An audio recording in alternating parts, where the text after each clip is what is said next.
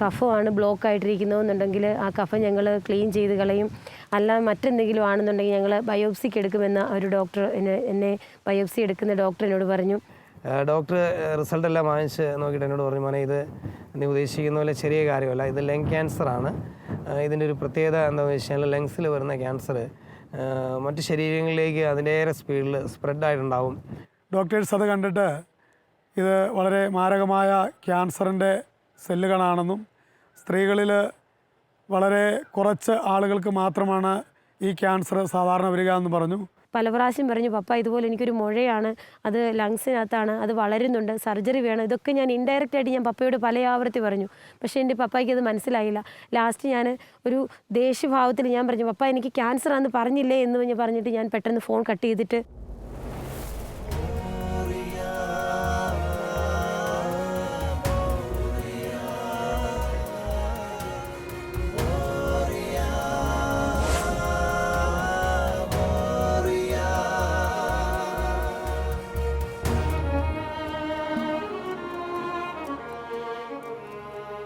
അതിനുശേഷം ഞങ്ങൾ പുറത്തിറങ്ങി, ഞങ്ങൾ വീട്ടിൽ വന്നു. പിറ്റേ ദിവസം PET-CTയുടെ റിസൾട്ട് വന്നു.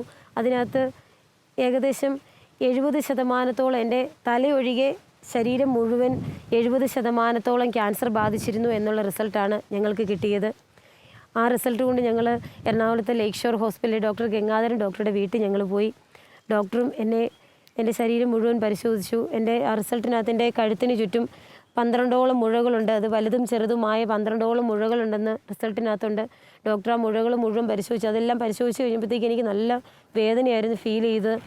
എൻ്റെ റിസൾട്ട് മുഴുവൻ നോക്കിയതിന് ശേഷം എൻ്റെ ആ സ്കാനിങ് റിസൾട്ടിനകത്ത് ഏറ്റവും കൂടുതൽ ബാധിച്ചിരിക്കുന്നത് ലിവറിനെയാണെന്നാണ് അതിനകത്ത് പറഞ്ഞിരിക്കുന്നത്. അപ്പോൾ ഡോക്ടർ പറഞ്ഞു, നമുക്ക് എത്രയും പെട്ടെന്ന് ലിവർ ബയോപ്സി എടുക്കണമെന്ന് പറഞ്ഞു.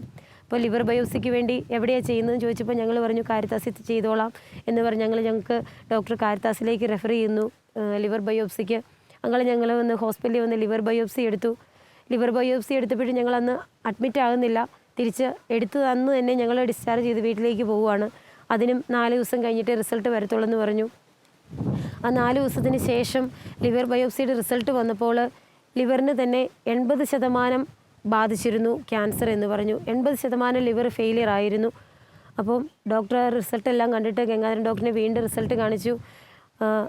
കാരിത്താസിലെ doctor Amos, surgeon doctor Jojo Joseph, ഇവരെല്ലാവരും ഉൾപ്പെടെ എല്ലാ ഡോക്ടർമാരും പറഞ്ഞു എത്രയും പെട്ടെന്ന് കീമോ സ്റ്റാർട്ട് ചെയ്യണമെന്ന് പറഞ്ഞു.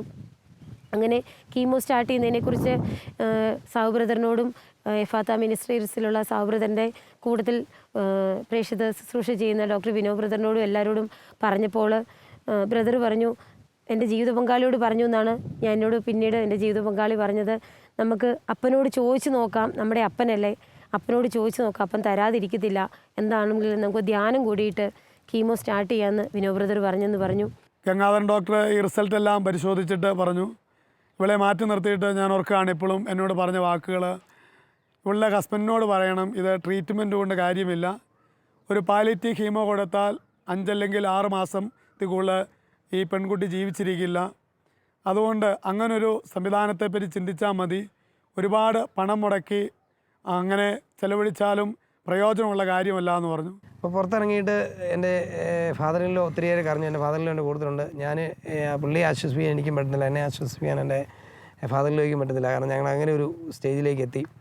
എന്തായാലും എൻ്റെ ബെറ്റിയുടെ സ്ഥലത്ത്, എൻ്റെ ജീവ പങ്കാളിയുടെ അടുത്ത് ഞങ്ങളത് പറഞ്ഞില്ല. കാരണം എന്ത് ചെയ്യണമെന്ന് അറിയത്തില്ല. അപ്പോൾ പാലിയേറ്റീവ് കീമോ എടുക്കാനായിട്ട് തീരുമാനിച്ചു. കാരണം നമ്മൾ വേദന ഇല്ലാതിരിക്കട്ടെ.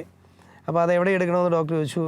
എറണാകുളത്ത് എടുക്കണമെങ്കിൽ വെൽക്കെയർ ആശുപത്രിയിൽ എടുക്കാം, അതല്ലെങ്കിൽ കാരിത്താസ് തന്നെ എടുക്കാം, ഡോക്ടർ അവിടെ വരുമ്പോൾ ബാക്കി തുടർ ചെക്കപ്പ് ചെയ്തോളാമെന്ന് പറഞ്ഞു. അപ്പോൾ ഡോക്ടർ എന്നോട് അതിന് ശേഷം ആവശ്യപ്പെട്ടൊരു കാര്യം ചെയ്യണം, കീമോ എടുത്ത് തുടങ്ങിക്കഴിഞ്ഞ് കഴിഞ്ഞാൽ ഈ ക്യാൻസർ പിന്നീട് ഏതാണെന്നൊന്ന് പരിശോധനയൊന്നും നടക്കരുത്. അതുകൊണ്ട് അപ്പോൾ ഈ PET-CTയിൽ കാണിച്ചിട്ടുണ്ടായിരുന്നു കഴുത്തിലൊരു 12ഓളം മുഴകൾ നോട്ട്സ് ഉണ്ടായിട്ടുണ്ടായിരുന്നു. അപ്പോൾ അതിൽ ഏതാണ്ട് 1-2 തിരിച്ച് പുറത്തേക്ക് കാണാവുന്ന രീതിയിലേക്ക് പുറത്തേക്ക് വ്യാപിച്ച് വളർന്നു തുടങ്ങിയായിരുന്നു. അപ്പം ഡോക്ടർ പറഞ്ഞു, കാരിത്താസിലാണ് പോകുന്നതെങ്കിൽ ഈ തൊണ്ടയിൽ നിന്ന് ഒരു ബയോപ്സിയും കൂടെ, കഴുത്തിൽ നിന്നുള്ള ഈ നോട്ട്സിൽ നിന്നൊരു ബയോപ്സിയും കൂടെ എടുക്കണം. അതിന് ശേഷം ഒരു ദിവസം മുന്നേ ചെന്ന് അഡ്മിറ്റായി ഇത് എടുത്തതിന് ശേഷമേ പിന്നെ നിങ്ങൾ ഈ കീമോ സ്റ്റാർട്ട് ചെയ്യാവുള്ളൂ എന്ന് പറഞ്ഞു. അപ്പോൾ ഞാൻ ഇങ്ങനെ നിന്നപ്പം സാഹൃദറും വിനോദറും എന്നോട് പറഞ്ഞു, ഒരു കാര്യം ചെയ്യടാ, ഈ മാസം തുടങ്ങുന്ന ധ്യാനം തീർന്നതിന് ശേഷം ധ്യാനത്തിൽ നിങ്ങൾ പങ്കെടുക്കുക, അപ്പോൾ വിശ്വാസാനുഭവ ധ്യാന ഫാത്ത മിനിസ്ട്രി അടിമാലിയുടെ നടക്കുന്നു. അപ്പോൾ അതിനകത്ത് ജൂലൈ മാസത്തിലായിരുന്നു ആദ്യത്തെ ആഴ്ച. അപ്പോൾ ഈ ധ്യാനത്തിൽ ആദ്യം വന്ന് നിങ്ങളിരിക്കുക, ധ്യാനത്തിൽ പങ്കെടുത്തതിന് ശേഷം നിങ്ങൾ കീമോ ചെയ്താൽ മതി എന്ന് പറഞ്ഞു. അപ്പോൾ ഞാൻ ആലോചിച്ചു, ഞാൻ എൻ്റെ വീട്ടിൽ പോയി വീട്ടിൽ ആലോചിച്ചു. എൻ്റെ ജീവിത പങ്കാളിയുടെ മാതാപിതാക്കളോട് ഞാൻ പറഞ്ഞു, ഇങ്ങനെ ഒരു കാര്യം ചെയ്യാം, നമുക്കൊരു ധ്യാനത്തിന് കൂടാം, എന്തായാലും അവൾ മരിക്കുമെന്നാണ് ഡോക്ടർമാർ പറഞ്ഞേക്കുന്നത്. അപ്പോൾ നമുക്ക് ധ്യാനം ഒരു നല്ലൊരു അനുഭവമായിട്ട് അവളുടെ ജീവിതത്തിൽ എന്തെങ്കിലും ഒരു ദൈവകൃപ കിട്ടിയിട്ട് അവൾ മരിക്കട്ടെ, നമുക്ക് ട്രീറ്റ്മെൻറ്റ് മുന്നോട്ട് കൊണ്ടുപോകാം, ധ്യാനം കൂടാമെന്ന് പറഞ്ഞു. കാരണം എൻ്റെ ജീവിത പങ്കാളിയുടെ എൻ്റെ ഫാദറിലോയോടും എന്നോടും കൂടിയാണ് ഡോക്ടർ പറഞ്ഞത്, ഇനി ഏറിയാൽ 5 മാസം 3 മാസത്തിനുള്ളില്ല, എന്നാൽ ഏറിപ്പോയാൽ 5 മാസമുള്ളെന്ന് പറഞ്ഞപ്പം എന്നോട് അദ്ദേഹം പപ്പ പെട്ടെന്ന് ദേഷ്യപ്പെട്ടു. എൻ്റെ മകളെ പെട്ടെന്ന് കൊല്ലാൻ കൊടുക്കാനായിട്ടാണോ? കാരണം ചികിത്സിക്കുന്ന സമയത്ത് ചികിത്സിക്കണം, അല്ലാതെ ഇങ്ങനെ ധ്യാനം കൊണ്ട് പോയാൽ എന്താ കാര്യം ഇരിക്കുന്നതെന്ന് ചോദിച്ചു. അപ്പോൾ ഞാൻ ആകെപ്പാടെ എനിക്ക് മാനസികമായി ഭയങ്കര ബുദ്ധിമുട്ടായി. കാരണം അത് ചോദിക്കുന്നത് എൻ്റെ ജീവിത പങ്കാളിയുടെ മാതാപിതാക്കളാണ്. അല്ലെങ്കിൽ ഞാനപ്പോൾ അവളെ കൊണ്ട് ധ്യാനത്തിന് പോയി കഴിഞ്ഞ് കഴിഞ്ഞാൽ എനിക്കും അറിയാം അവൾ മരിക്കും. കാരണം നമ്മൾ ജീവിക്കാനുള്ള ഒരു സാധ്യതയില്ലെന്ന് ഡോക്ടർമാർ പറഞ്ഞാൽ, പിന്നീട് അവൾ മരിച്ചു കഴിയുമ്പോൾ ഞാൻ മാത്രമേ ഇത് കേൾക്കാനായിട്ട് കാണുകയുള്ളൂ. ഞാനാകെപ്പാടെ വിഷമത്തിലായി. അപ്പം ഞാൻ എന്ത് ചെയ്യണമെന്ന് അറിയത്തില്ല. ഞാൻ അന്ന് ആ ഒരു ദിവസങ്ങളിൽ ഈ തപസ്യാനം തുടങ്ങി കഴിഞ്ഞ് കഴിഞ്ഞപ്പോൾ എല്ലാ ദിവസവും ഞാൻ ജപമാല ചൊല്ലി പ്രാർത്ഥിക്കാൻ തുടങ്ങിയായിരുന്നു. കാരണം രാത്രി മുഴുവൻ ഞാനിരുന്ന് ജപമാല ചൊല്ലും. എൻ്റെ ജീവിതപങ്കാളി കിടന്ന് ഉറങ്ങി കഴിയുമ്പോഴും രാവിലെ വരെ ഇരുന്ന് ഞാൻ ജപമാല ചൊല്ലും. അപ്പോൾ ഞാൻ അന്നത്തെ ദിവസം എൻ്റെ ജീവിതപങ്കാളിയുടെ ഉറങ്ങി കഴിഞ്ഞപ്പോൾ ഞാൻ മുട്ടയിൽ നിന്ന് പ്രാർത്ഥിച്ചു. അപ്പോൾ ഒരു വെള്ളിയാഴ്ചയായിരുന്നു. ഈ വെള്ളിയാഴ്ച ദിവസം രാത്രി മുഴുവൻ ഞാൻ മുട്ടയിൽ നിന്ന് പ്രാർത്ഥിച്ചു, ജപമാല ചൊല്ലി. വെളുപ്പിന് 5 മണി വരെ ഞാൻ ജപമാല ചൊല്ലി പ്രാർത്ഥിച്ചതിന് ശേഷം അപ്പോൾ എന്തായാലും എൻ്റെ ജീവിത പങ്കാളിയുടെ വീട്ടുകാർ ഈ ധ്യാനത്തിന് പോകാനായിട്ട് അംഗീകരിക്കുമെന്ന് എനിക്ക് തോന്നിയില്ല. ഞാൻ മാതാവിനോട് പറഞ്ഞു, എന്തെങ്കിലും ഒരു വഴി എനിക്ക് കാണിച്ചു തരണം, എന്താ മുന്നോട്ട് കൊണ്ടുപോകണമെന്ന് എനിക്ക് കാണിച്ചു തരണം, കാരണം എനിക്കൊന്നും അറിയത്തില്ല. ഞാൻ രാവിലെ വരെ പ്രാർത്ഥിച്ചതിന് ശേഷം ഞാൻ ഈ താബോർ ഏഴുമുട്ടം ധ്യാന കേന്ദ്രത്തിൽ അന്ന് ശനിയാഴ്ച കൺവെൻഷൻ നടക്കുന്നുണ്ട്, എല്ലാ ശനിയാഴ്ചയിലുള്ളതെന്ന് പറഞ്ഞു. അപ്പോൾ ഞാൻ എന്നോടൊരാൾ പറഞ്ഞു അവിടെ പോകുന്നു പറഞ്ഞു. ഞാനപ്പോൾ ആ ധ്യാന കേന്ദ്രത്തിൽ ശനിയാഴ്ച കൺവെൻഷനായിട്ട് പോയി. അപ്പോൾ ഞാൻ അവിടെ പോയിരുന്ന് സാധാരണ പ്രാർത്ഥിച്ച് 12 മണിയൊക്കെ ആയപ്പോൾ ഞാൻ പുറത്തിറങ്ങി വന്ന് 12:30 ആയപ്പോൾ അവിടുത്തെ കൺവെൻഷൻ്റെ ആ പ്രാർത്ഥനകളൊക്കെ കഴിഞ്ഞു. പുറത്തിറങ്ങി വന്ന് ഞാൻ കാറേ വന്നപ്പോൾ എൻ്റെ ഫോണിൽ ഒരുപാട് മിസ് കോൾ കിടക്കുകയാണ്. അപ്പോൾ ഞാൻ ഈ ഫോൺ എടുത്തപ്പം നോക്കി കഴിഞ്ഞ് കഴിഞ്ഞപ്പോൾ എൻ്റെ ജീവിത പങ്കാളിയുടെ പപ്പയാണ്, എൻ്റെ ഫാദറിലോ. പപ്പ ഒരു 10-20 പ്രാവശ്യം എന്നെ വിളിച്ചേക്കുക. അപ്പോൾ ഞാൻ ഓർത്തു എന്നെ എന്തെങ്കിലും പറ്റുമോ, കാരണം പെട്ടെന്ന് എൻ്റെ മനസ്സ് പേടിയായി. ഞാൻ പെട്ടെന്ന് ഫോൺ എടുത്ത് തിരിച്ചു വിളിച്ച് കഴിഞ്ഞപ്പോൾ പപ്പനോട് പറഞ്ഞടാ, ഞാനും ആലോചിച്ചടാ, നീ ഒരു കാര്യം ചെയ്യ്, നീ മാത്രം അവളും കൂടെ പോകണ്ട, ഞാനും അമ്മാമ്മയും കൂടെ വരാടാ, നമുക്ക് എല്ലാവർക്കും കൂടെ പോയി അവളെ കൂടെ ധ്യാനത്തിന് പോകാമെന്ന് പറഞ്ഞു. എനിക്ക് എൻ്റെ മനസ്സിൽ എൻ്റെ ജീവിതത്തിൽ അന്ന് ഏറ്റവും വലിയൊരു ആശ്വാസം എന്ന് പറഞ്ഞത് അന്ന്. കാരണം ഞാൻ എൻ്റെ പ്രാർത്ഥനയ്ക്ക് അമ്മ ഈശോയുടെ തന്നെ മധ്യസ്ഥം വഹിച്ചു എന്ന് ഞാൻ അന്നേരം തിരിച്ചറിഞ്ഞു. കാരണം വെച്ച് കഴിഞ്ഞാൽ അത്രയും നേരം ഒരു രീതിയിലും അംഗീകരിക്കാതിരുന്ന പപ്പ അമ്മാമ്മയും പപ്പായും കൂടെ ആ ധ്യാനത്തിന് വരുവാണ് എന്ന് പറഞ്ഞു. അപ്പോൾ ഞാൻ വീട്ടിൽ വന്നു കഴിഞ്ഞപ്പം ചാച്ചനും അമ്മച്ചിയും പറഞ്ഞു, എടാ ഞങ്ങളും വരാം. അങ്ങനെ ഞാനും എൻ്റെ ജീവിത പങ്കാളിയും എൻ്റെ ചാച്ചനും അമ്മച്ചിയും പപ്പായും അമ്മാമ്മയും ഞങ്ങൾ 6 പേരാണ് ആ മാസം അവിടെ നിന്ന് ധ്യാനത്തിൽ പങ്കെടുത്തത്. ആ ധ്യാനത്തിൽ പോയപ്പോഴും ഭക്ഷണം കഴിക്കാൻ ബുദ്ധിമുട്ടൊന്നുമില്ല, എങ്കിലും ശ്വാസം വിടാനും ഒക്കെ കാര്യങ്ങളൊക്കെ ബുദ്ധിമുട്ടൊക്കെ തുടർന്നു പോകുന്നു. അങ്ങനെ അവിടെ ഒരു റൂമിലാണ് ഞങ്ങൾക്ക് താമസം ഒരുക്കിയത്. ആ റൂമിൽ കിടന്നുകൊണ്ട് പകുതി സമയം റൂമിൽ കിടന്നുകൊണ്ട് ഞാൻ ധ്യാനം കൂടി, കുറച്ച് സമയം ഹാളിൽ പോയിരിക്കും. അങ്ങനെയൊക്കെ ധ്യാനം കൂടിക്കൊണ്ടിരുന്ന സമയത്ത് ഞായറാഴ്ച വൈകിട്ട് ധ്യാനം കൂടി. ധ്യാനം തുടങ്ങുന്ന ദിവസത്ത് ഞങ്ങൾ വീട്ടിൽ നിന്ന് പുറപ്പെടുന്നതിന് മുമ്പ് ഞങ്ങളുടെ പ്രാർത്ഥനാ കൂട്ടായ്മയിൽ 23 അംഗങ്ങൾ 23 കുടുംബങ്ങൾ ഉൾപ്പെടുന്ന കൂട്ടായ്മയാണ് ഞങ്ങളുടെ. അന്ന് ഞങ്ങളുടെ കൂട്ടായ്മ ഞങ്ങളുടെ ഭവനത്തിൽ വെച്ച് ആ 23 ഭവനത്തിലെ ആൾക്കാർ ഒരാൾ പോലും ഭവനത്തിലിരിക്കാതെ എല്ലാവരും ഞങ്ങളുടെ വീട്ടിൽ വന്ന് ആ പ്രാർത്ഥനയിൽ പങ്കെടുത്ത് എല്ലാവരും കൈപിടിച്ച് അനുഗ്രഹിച്ച് ആ ഒരു ധ്യാനത്തിലേക്ക് എന്നെ പങ്കെടുത്ത ഒരു നിമിഷമാണ് എനിക്ക് ഏറ്റവും വലിയ ഒരു പ്രാർത്ഥനയുടെ അനുഭവമായിട്ട് എനിക്ക് ഫീൽ ചെയ്തത്. ആ സമയത്ത് ഞങ്ങളുടെ കൂട്ടായ്മകൾ എല്ലാവരും കൂടെ ഒരുമിച്ച് കൂടുകയും അന്ന് ഉണ്ടായിരുന്ന ബഹുമാനപ്പെട്ട വികാരി അച്ഛൻ ജോർജ് തുമ്പകനപ്പേലച്ഛൻ്റെ നേതൃത്വത്തിൽ ആ ഭവനത്തിൽ പ്രാർത്ഥനാ ശുശ്രൂഷ നടത്തുകയും ശരിക്കും പ്രാർത്ഥിച്ച് ഒരുക്കി അവർ ബെറ്റിക്ക് ധൈര്യം കൊടുത്ത് ഒരു ധ്യാനം കൂടാൻ വേണ്ടി ധ്യാനത്തിന് അയക്കുകയും തുടർന്നും കൂട്ടായ്മ വീടുകളിൽ പ്രാർത്ഥനകൾ അവർക്ക് വേണ്ടി ബെറ്റിക്ക് വേണ്ടി നടത്തുകയും ചെയ്തു. അപ്പോൾ ഞങ്ങൾ ധ്യാനത്തിൽ ചെല്ലുമ്പോൾ ഒരു കസേര കുറച്ച് നേരം ഇരിക്കാൻ പറ്റും, ബാക്കി സമയം കിടന്നുകൊണ്ടാണ് എൻ്റെ ജീവിത പങ്കാളിയെ ധ്യാന ഹാളിൽ പുറകിൽ ബെഡിട്ട് കിടക്കുന്നു. അവിടെ കിടന്നുകൊണ്ട് ധ്യാനം കൊടുക്കുന്നു. കുറച്ച് സമയമൊക്കെ എഴുന്നേറ്റ് വന്നിരിക്കും. അങ്ങനെ ധ്യാനം കടന്നുപോയി ഒരു ദിവസം കഴിഞ്ഞു, രണ്ടാമത്തെ ദിവസമൊക്കെ ആയി. എപ്പോഴും എൻ്റെ മനസ്സിൽ ഇവൾ നല്ല രീതിയിൽ മരിക്കണം, കാരണം ഇവൾ ജീവിക്കുകയില്ല. എൻ്റെ ചിന്തകളിൽ അപ്പോഴും അത് മാത്രമേ ഉണ്ടായിരുന്നുള്ളൂ. കാരണം അപ്പോഴും ഞാൻ ഓരോ പ്രാർത്ഥന നടക്കുമ്പോൾ ഇവളുടെ മുഖത്തേക്ക് നോക്കും, ഇവളുടെ എന്തെങ്കിലും ഇതുണ്ടോ. അപ്പോൾ ഒന്നുമില്ല. അത് ഞങ്ങളിങ്ങനെ പ്രാർത്ഥന കഴിഞ്ഞ് രണ്ടാമത്തെ ദിവസം ഈ ഇവിടെ ബിനോബ്രദർ ആരാധന കഴിഞ്ഞപ്പോൾ അന്ന് വൈകുന്നേരം തിങ്കളാഴ്ച ദിവസം ബിനോബ്രദർ പറഞ്ഞു, ഇപ്പോൾ ഈശോ നമ്മളുടെ ഈ സമൂഹത്തിൽ ഇറങ്ങി വന്ന് ആ ചുമന്ന അങ്കി ധരിച്ച് നടക്കുന്നതായിട്ട് ചിലരൊക്കെ കാണുന്നുണ്ട്, ഒരു വലിയൊരു അഭിഷേകം ഇവിടെ നിറയുന്നുണ്ടെന്ന് പറഞ്ഞു. അപ്പോൾ ഞാൻ തിരിച്ച് ആരാധനയൊക്കെ കഴിഞ്ഞ് ഭക്ഷണമൊക്കെ കഴിച്ച് ഞാൻ എൻ്റെ ജീവപങ്കാളെടുത്ത് ചെന്നപ്പം യോഗങ്ങൾ എന്നെ കെട്ടിപ്പിടിച്ചിട്ട് പറഞ്ഞു, പക്ഷേ ഞാൻ ഈശോ ഒരു ചുമന്ന അങ്കി ധരിച്ച് എൻ്റെ അടുത്ത് വന്ന് ഞാൻ കണ്ടായിരുന്നു എന്ന് പറഞ്ഞു. ബിനോബ്രദറും സാവും പറഞ്ഞു, നിങ്ങളെല്ലാവരും കുടുംബസമേതം വന്ന് ധ്യാനം കൂടണമെന്ന്. ഞങ്ങളെല്ലാവരും പോയി, ഞങ്ങൾ 2 കൂട്ടരും പോയി കുടുംബസമേതം ധ്യാനം കൂടി. 2 ദിവസം കഴിഞ്ഞപ്പോൾ ബിനോബ്രദർ പറഞ്ഞു, ഈ പ്രാവശ്യത്തെ ധ്യാനത്തിൽ ഒരാൾ പൂർണ്ണ സൗഖ്യം പ്രാപിച്ചെന്ന് ഈശോ കാണിക്കുന്നുണ്ടെന്ന് പറഞ്ഞു. അത് കഴിഞ്ഞിട്ട് ഞാൻ ഇറങ്ങി ചെന്നപ്പോൾ ഇവിടെ ഒരു ചേച്ചി കൗൺസിലിംഗ് നടത്തുന്നുണ്ട്. ആ ചേച്ചിയോട് ഞാൻ ചോദിച്ചു, ചേച്ചി ആ പോയ കൊച്ച് എങ്ങനെയാണെന്ന് ചോദിച്ചു. നേരം പറഞ്ഞു, ആ ബൈബിൾ തുറന്നപ്പോഴേ ആ കൊച്ചിൻ്റെ പേരാണ് കിട്ടിയത്, അത് കാരണം ആ കൊച്ചിനെ തമ്പുരാൻ തൊട്ട് സുഖപ്പെടുത്തിക്കൊണ്ടിരിക്കുകയെന്ന് പറഞ്ഞു. അന്ന് ടീമിൽ എനിക്ക് കൗൺസിലിംഗ് തന്നത് റോസ്ലിൻ എന്ന് പറഞ്ഞൊരു ആൻറ്റിയാണ്. ആ ആൻറ്റിയോട് ഞാൻ ചെന്നിരുന്നു. ആൻറ്റിക്ക് നേരത്തെ എന്നെ അറിയത്തില്ല. ആൻറ്റിയോട് ഞാൻ അന്നത്തെ എൻ്റെ രോഗാവസ്ഥ, എൻ്റെ ബുദ്ധിമുട്ടുകളെല്ലാം ഞാൻ പറഞ്ഞ് കേൾപ്പിച്ചു.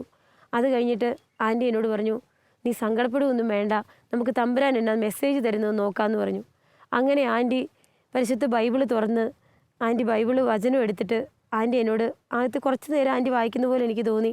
എന്നിട്ട് ആൻറ്റി എന്നോട് ചോദിച്ചു, നിനക്ക് സൂസനെ അറിയാമെന്ന് ചോദിച്ചു. അപ്പം ഞാൻ പറഞ്ഞു അറിയാം എന്ന് പറഞ്ഞിട്ട് ഞാൻ അറിയാതെ ഞാൻ കരഞ്ഞുപോയി. കാരണം എൻ്റെ മാമോദിസ പേര് സൂസന്നെ എന്നായിരുന്നു. ആൻറ്റിക്ക് കിട്ടിയത് ദാനിയേൽ പ്രവാചകൻ്റെ പുസ്തകം 13-ാം അധ്യായം സൂസന്ന എന്ന് പറഞ്ഞുള്ള ഹെഡിങ്ങാണ് ആൻറ്റിക്ക് എൻ്റെ കാര്യങ്ങളെല്ലാം കേട്ടിട്ട് ആൻറ്റി വചനം തുറന്ന് നോക്കിയപ്പോൾ കിട്ടിയത്. ഞാൻ അറിയാതെ അവിടെ ഇരുന്ന് കരഞ്ഞുപോയി. അപ്പോൾ ആൻറ്റി കരയുന്നതിൻ്റെ കാരണം ചോദിച്ചപ്പോൾ ഞാൻ പറഞ്ഞു, എൻ്റെ മാമോദിസ പേര് സൂസന്നെന്നാന്ന് പറഞ്ഞിട്ടും ഞാൻ ഇവിടെ നിന്ന് കരഞ്ഞു.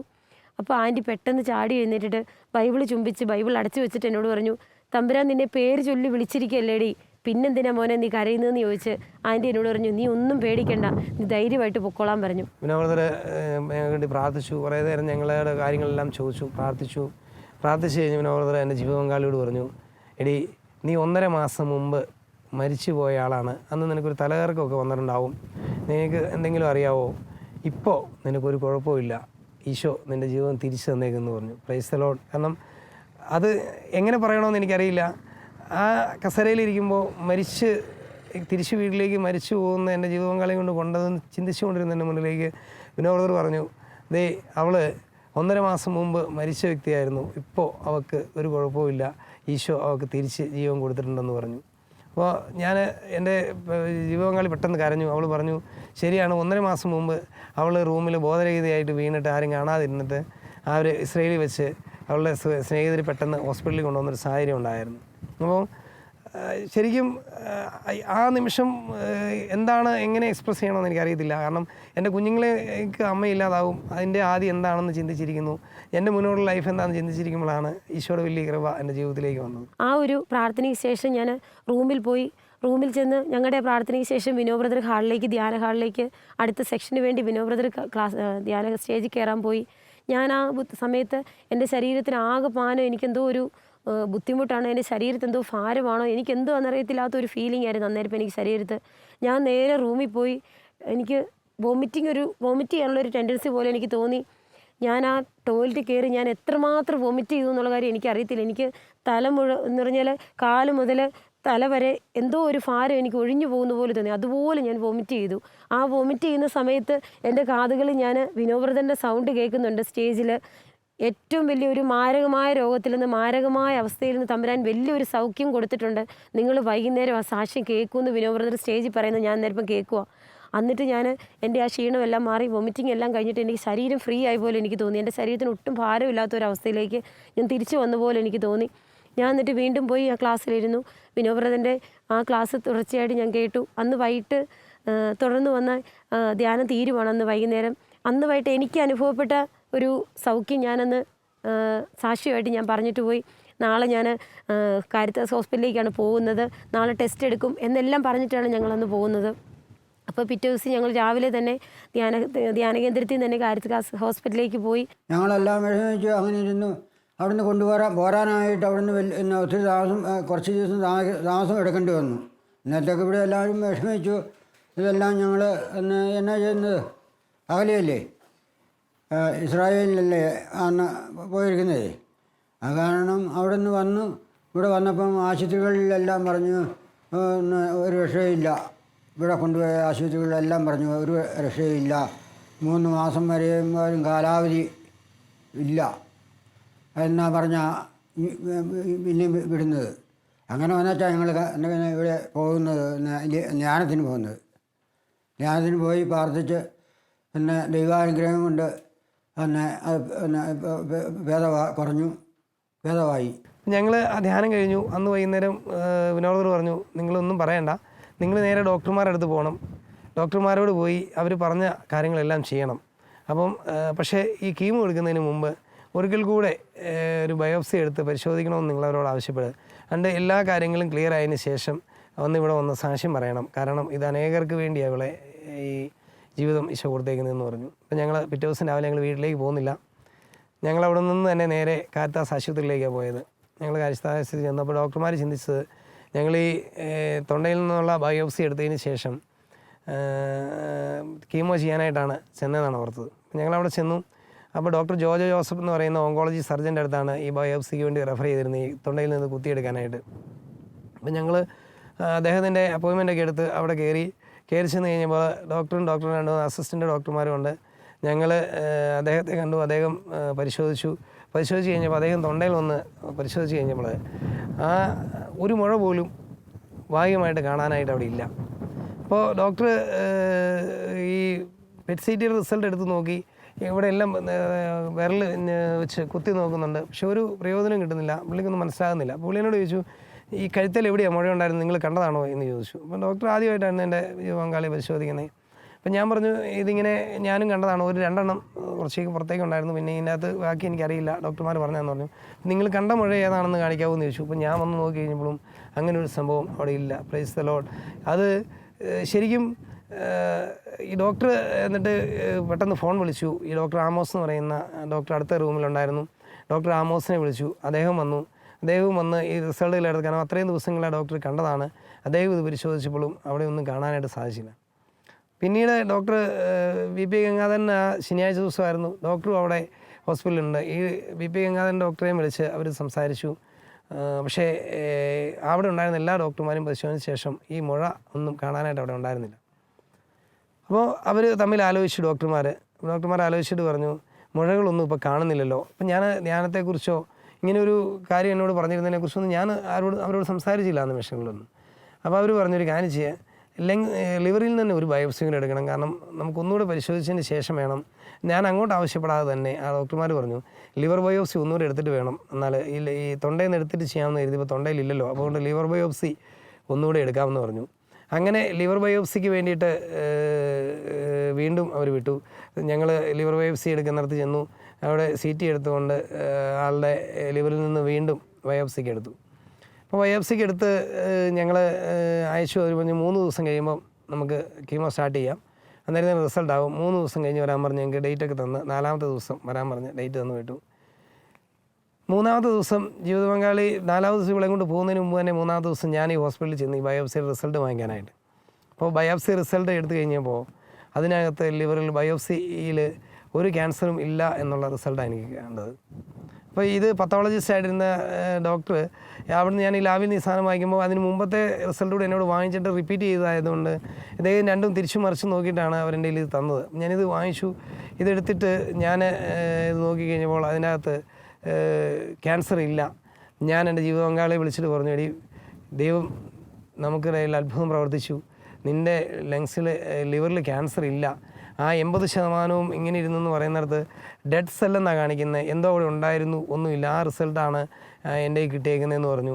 അപ്പോൾ ഞാൻ അവളോട് പറഞ്ഞു, ഇനി നീ എന്തിനാണ് വിഷമിക്കുന്നത്, നമുക്കെന്തായാലും നാളെ ഡോക്ടറെ കണ്ടിട്ട് കീമോ വേണ്ട എന്ന് പറയാമെന്ന് പറഞ്ഞു. അപ്പോൾ ഞങ്ങൾ പിറ്റേ ദിവസം രാവിലെ ഡോക്ടറെ ക്യാബിനിൽ കയറി ഡോക്ടറെ അടുത്ത് ചെന്ന് ഞങ്ങൾ ഡോക്ടർ ആമോസ് ആയിരുന്നു, അദ്ദേഹത്തോട് ഞങ്ങൾ പറഞ്ഞു, ഇങ്ങനെ റിസൾട്ട് നെഗറ്റീവ് അല്ലേ സാറേ, അപ്പം ഇനി ഇത് കീമോ ചെയ്യേണ്ട കാര്യമുണ്ടോ എന്ന് ചോദിച്ചു. അപ്പോൾ ഡോക്ടർ പറഞ്ഞു, ചിലപ്പോൾ മിസ്റ്റേക്കൊക്കെ സംഭവിക്കാം, അതുകൊണ്ട് കാര്യമില്ല, കാരണം ഇത് രോഗം ഉള്ളതാണ്, അപ്പം അതുകൊണ്ട് ഇത് എടുക്കണമെന്ന് പറഞ്ഞു. അപ്പം ഞാൻ ഡോക്ടറോട് പറഞ്ഞു, അന്നേരമാണ് ഞാൻ ആ സമയത്ത് ഡോക്ടറോട് പറഞ്ഞു, സാറേ ഇങ്ങനെ ഞങ്ങളൊരു റിട്രീറ്റിലായിരുന്നു, അടിമാലി ഫാദാമിസ്റ്റയുടെ ധ്യാനത്തിൽ ഞങ്ങൾ പങ്കെടുത്തു. ആ ധ്യാനത്തിൽ വെച്ച് ദൈവത്തിൻ്റെ വലിയൊരു കൃപ കിട്ടി. ഈ രോഗം പൂർണ്ണമായിട്ട് ദൈവം എടുത്തു മാറ്റിയെന്നാണ് ഒരു മെസ്സേജ്. അപ്പോൾ അതുകൊണ്ട് ആ ദൈവം തന്നൊരു വലിയ അനുഗ്രഹമായിരിക്കും ഇത്. അതുകൊണ്ട് ഞങ്ങൾക്ക് കീമോ ചെയ്യാതിരിക്കുന്നതല്ലേ നല്ലത് എന്ന് ചോദിച്ചു. ഡോക്ടർ എന്നോട് ഒന്നും സംസാരിക്കാൻ എതിർത്തൊന്നും പറഞ്ഞില്ല. പക്ഷേ ഡോക്ടർ അവിടെ ഇരുന്നുകൊണ്ട് അപ്പോൾ ഞാനൊരു നോർമലി അത്യാവശ്യം ലാംഗ്വേജ് ഇംഗ്ലീഷ് അറിയാം, ഞാൻ പുറത്ത് ജോലി ചെയ്ത ആളാണ്. ഡോക്ടർ അങ്ങനെ ഒരു ചിന്ത ഡോക്ടറിനില്ലായിരിക്കാം. പക്ഷേ എന്തായാലും ഡോക്ടർ അവിടെ ഇരുന്നുകൊണ്ട് ഇംഗ്ലീഷിൽ മറ്റു ഡോക്ടർമാരെ വിളിച്ചു. ഇങ്ങനെ ഈ ഒരു മിറാക്കിളാണിത്. അപ്പോൾ ഞങ്ങൾക്ക് മനസ്സിലായില്ലെന്നാൻ വേണ്ടി ഞാൻ പുള്ളി മലയാളത്തിൽ സംസാരിക്കാതെ സ്വാഭാവികമായിട്ട് ഇംഗ്ലീഷിൽ സംസാരിച്ചു. അതായത് ഒരു മിറാക്കിൾ സംഭവിച്ചതാണെന്നാണ് ഇവർ പറയുന്നത്. ഇത്രയും ക്രിട്ടിക്കൽ സ്റ്റേജിലായിരുന്നു എൻ്റെ അടുത്ത് വരുമ്പോൾ. ഇപ്പോൾ പക്ഷേ ടെസ്റ്റുകളിൽ ഇത് കാണുന്നില്ല. ഒരു പേഷ്യൻറ്റും ഭയങ്കരമായിട്ട് ഡെവലപ്പാണ്.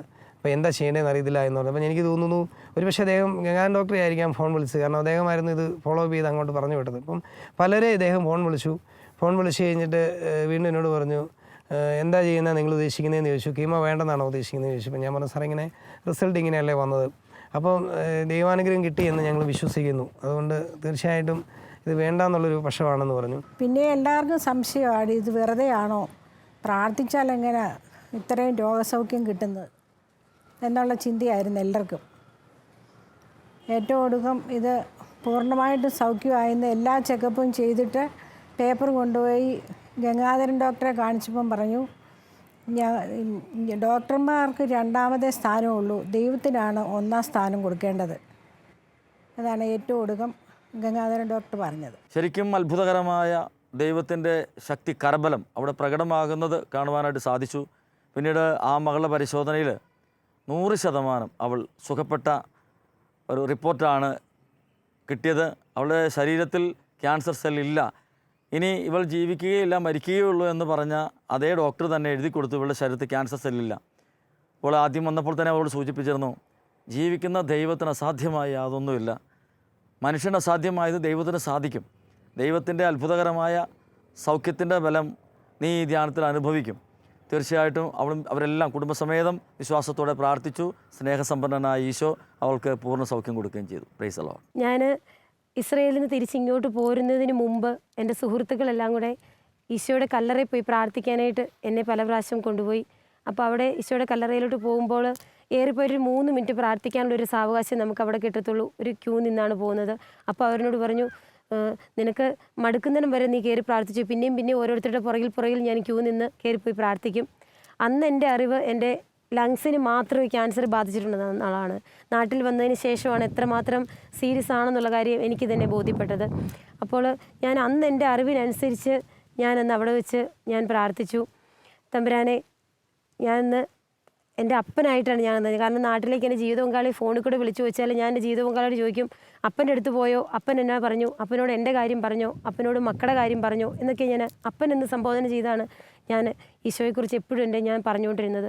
അപ്പോൾ ഞാൻ എൻ്റെ അപ്പൻ്റെ കല്ലറയിൽ പോയി ഞാൻ അപ്പനോട് ഒറ്റ കാര്യം ഞാൻ പ്രാർത്ഥിച്ചുള്ളൂ, അപ്പൻ്റെ കയ്യേലും കാലേലുമേ ആണി അടിച്ചിട്ടുള്ളൂ, അപ്പൻ്റെ ശ്വാസകോശത്തിന് കുഴപ്പമൊന്നുമില്ല, അതുകൊണ്ട് അപ്പൻ്റെ ശ്വാസകോശം എനിക്ക് തരണേ എന്ന് ഞാൻ പ്രാർത്ഥിച്ചിട്ടാണ് അപ്പൻ്റെ കല്ലറയിൽ നിന്ന് ഞാൻ പ്രാർത്ഥിച്ചിട്ട് ഇറങ്ങിപ്പോകുന്നത്.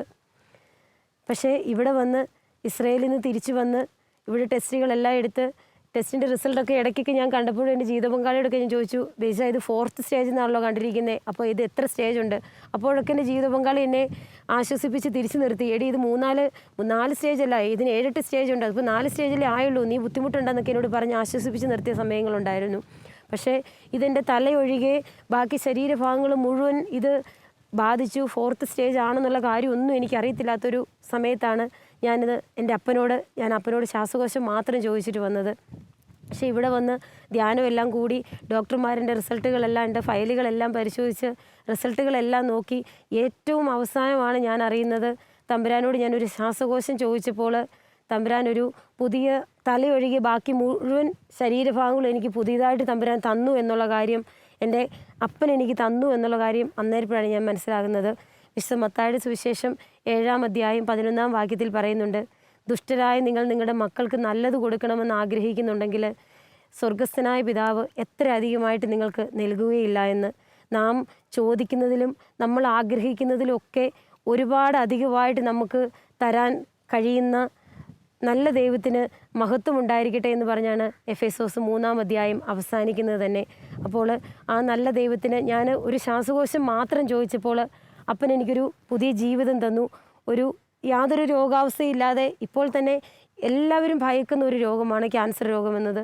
ഏകദേശം അത് 4th സ്റ്റേജ് എന്ന് പറഞ്ഞാൽ പോലും എൻ്റെ ജീവിത പങ്കാളി ഒരുപാട് ബുദ്ധിമുട്ട് അനുഭവിച്ചിട്ടുണ്ട്. കാരണം എൻ്റെ ജീവിത പങ്കാളി അതിന് ശേഷം എന്നോട് പറഞ്ഞു, പല ഡോക്ടർമാരും എൻ്റെ ജീവിത പങ്കാളിയോട് പറഞ്ഞെന്ന്, നിനക്ക് 2 മക്കളില്ലേ, ഇവളെ ഈ ഒരു 4th സ്റ്റേജിൽ വന്നിട്ട് ഇവളെ ചികിത്സിച്ച് നിൻ്റെ സാമ്പത്തികം മുഴുവൻ ആ ഒരു രീതിയിലേക്ക് ചിലവഴിക്കേണ്ട, എന്താണെങ്കിലും മരണം ഉറപ്പാണ്, അതുകൊണ്ട് നീ അവളെ ചികിത്സിക്കാനായിട്ട് മുന്നോട്ട് നടക്കണ്ട എന്ന് എൻ്റെ ജീവിത പങ്കാളിയുടെ മുഖത്ത് നോക്കി പറഞ്ഞ ആൾക്കാരുണ്ട്. ആ ഒരു നിമിഷത്തിലൊക്കെ തമ്പുരാൻ എൻ്റെ ജീവിത പങ്കാളിയുടെ കൂട്ടത്തിലുണ്ടായിരുന്നു, ഞങ്ങളുടെ കുടുംബത്തിനൊപ്പം ഉണ്ടായിരുന്നു. ആ ഒരു ശ്വാസകോശം മാത്രം ചോദിച്ചപ്പോൾ മുഴുവനോടെ, ശരീരം മുഴുവനോടെ തന്ന് എനിക്കൊരു പുതിയ ജീവൻ നൽകിയ നല്ല അപ്പന് എന്നും മഹത്വം ഉണ്ടായിരിക്കട്ടെ.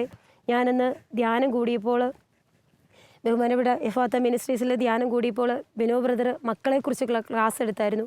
അപ്പോൾ മക്കളെക്കുറിച്ചുള്ള ഇപ്പോഴത്തെ പുതുതലമുറയിൽ ഓരോ കുടുംബത്തിലും ഒരു കുഞ്ഞ് അല്ലെങ്കിൽ 2 കുഞ്ഞ്, പഴയ കുടുംബത്തിലൊക്കെ 10-12 മക്കൾ, അതിനെക്കുറിച്ചുള്ള ഒരു ദീർഘമായ ക്ലാസ്സാണ് ബിനോ ബ്രദർ അന്ന് മക്കളെക്കുറിച്ച് എടുത്തത്. അപ്പോൾ ഞാൻ ആ ക്ലാസ്സിലിരുന്ന് എൻ്റെ മനസ്സ് പുറകോട്ട് പോയി.